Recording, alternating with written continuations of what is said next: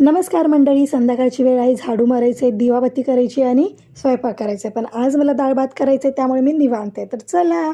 तर इथे मी आधी पातेल्यामध्ये भात ठेवलेला आहे एका साईडला आणि एका साईडला मी कुकरमध्ये डाळ ठेवणार आहे. तर कुकरमध्ये मी फक्त डाळ शिजत असते, भात मी साईडलाच बनवते.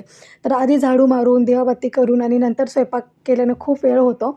तर आधी कुकर, भात लावला आणि नंतर झाडू मारून दिवाबत्ती केली, तर त्या वेळेमध्ये आपला अर्धा स्वयंपाक होऊन जातो. तर मी अशाच पद्धतीने रोज करत असते.